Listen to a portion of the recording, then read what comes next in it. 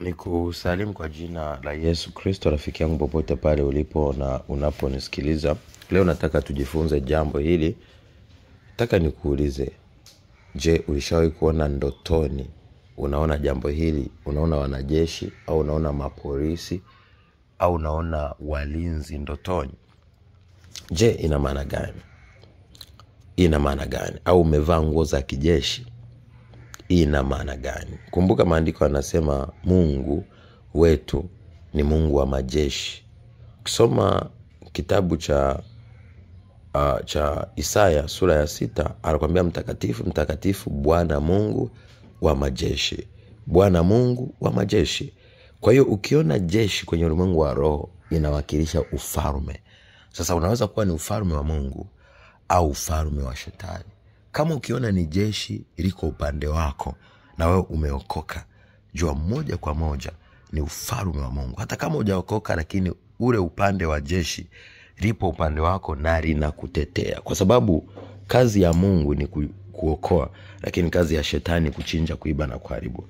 Na ili uweze kutambua pia maana ya ndoto, utaangalia, je, kitendo kilichofanyika kwenye ulimwengu wa roho kilikuwa kinahusisha nini? Kuchinja, kuiba na kuharibu, au kilihusika katika kujenga na kupanda? Kumbuka Mungu anajenga na kupanda. Ndio maana hata ukisoma kwenye kitabu cha Yeremia 1:10, maandiko yanasema nimekuweka juu ya falme na nimekuweka juu ya mataifa kama askari sasa wa Mungu, ili upate kung'oa, kubomoa, kuharibu na kuangamiza. Ili upate kufanyaje? Kujenga na kupanda. Ukiona wanajeshi wanakusapoti, wanakulinda kwenye ulimwengu wa roho. Ukiona polisi wanakusapoti, wanakulinda.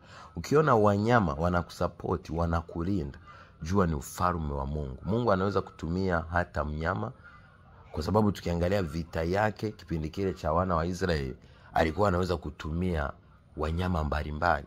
Aliweza kutumia wadudu mbalimbali, nzige, nini, kuwatetea wana wa Israeli, lakini kuangamiza Misri na Farao. Kwa hiyo ukiona viumbe, ukiona wanyama, ukiona askari, ukiona polisi, ukiona mgambo, au ukiona watu wanakusapoti, wanakulinda ili usipate madhara, jua ni ufalme wa Mungu umefika na upo unakulinda. Ndio maana siku moja walipomvamia Elisha ili kwenda kumkamata, alichokifanya yule msaidizi wake Gehazi akawa anaogopa. Ukisoma kitabu cha Wafalme wa Pili 16:6, sasa akamwomba Mungu kwamba mfungue macho huyu mtu aone walio upande wetu ni wengi kuliko walio kinyume na sisi. Alipomfumbua macho, hadi yule mtumishi akashangaa, akaanguka. Na Mungu pia aliwahi kusema kwamba jeshi la mbinguni haiwezi ikahesabika. Na Yesu mwenyewe kipindi anataka kumuua akasemaje? Naweza kumwambia Baba atume majeshi 12 ya malaika. Ina maana ni majeshi mengi sana. Kwa hiyo tunachotakiwa kujua na kuelewa na kufahamu ni nini? Ukiona upande wa jeshi, polisi, migambo au watu au wanyama wako kinyume na wewe, jua hao ni wa upande wa giza. Ina maana ni wachawi, waganga, washirikina, falme, mamlaka na wakuu wa giza wanaopambana na mafanikio yako. Sasa utaangalia ni kitendo gani. Je, walitaka kukuua? Walitaka kukuchoma kisu? Walitaka kukufungia gerezani? Walitaka kukuchimbia shimo kuzika? Walitaka kukupiga risasi? Kwa hiyo hayo yote yana indicate kwamba ni mashambulio kulingana na ukubwa wa lile tukio lililotaka kutokea. Au wanakuja kwa ndege, wanakuja kukushambulia, au wanakuja kwa ndege wanataka kukuokoa. Kama ni kwa ndege wanataka kukuokoa, ina maana ni ufalme wa Mungu unashuka kukuokoa. Nguvu ya Mungu inashuka kuokoa. Hatima ya Mungu kubwa ambayo ameweka ndani yako, kwa hiyo anataka kuokoa. Ukiona gari, ukiona wanagari, ina maana ni ulinzi wa hatima. Sasa gari, ndege, nini, hivi vinawakilisha hatima. Wanarinda kile ambacho Mungu ameweka ndani yako ili Mungu akusaidie. Nawapenda.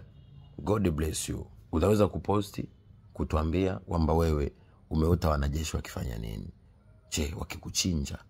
Je, mpo kwenye vita, shambulio la huku na huku? Na maana ukiona mpo kwenye shambulio upande huu na huku, mabomu huku na huku, jua moja kwa moja ya maana kuna vita ya pande mbili, upande wa nuru na wa giza. Ina maana upo kwenye vita. Kwa hiyo usitulie, ingia kwenye maombi, omba, cancel, bomoa, haribu, vunja, ili Mungu akusaidie. Kumbuka vita ya rohoni hapa duniani, Roho Mtakatifu hawezi kaifanya mwenyewe, Mungu hawezi kaifanya mwenyewe. Ndio maana unapozembea, usiombe, usifunge, usikeshe, nguvu ya Mungu itapotea na hautopata msaada wowote. Kwa hiyo Mungu anafanya kazi na wale wanaofanya kazi. Ndio maana anakuambia kifo na uzima huwa katika ulimi. Kwa hiyo ulimi wetu unaweza kuruhusu Mungu afanye au shetani afanye.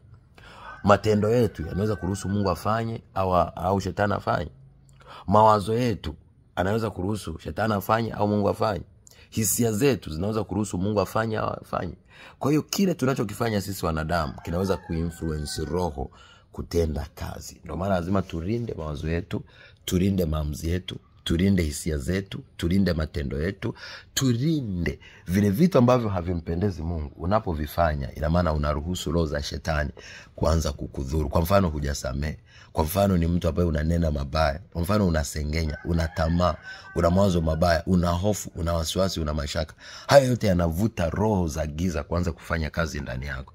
Lakini unapokuwa jasiri, unapokuwa na moyo mkuu, unapotembea katika upendo, unapotembea katika matunda ya Roho Mtakatifu, jua moja kwa moja utaona utukufu wa Mungu ukifanya kazi ndani yako na utaweza kushinda kirahisi. Mimi naitwa Apostle Johannes John.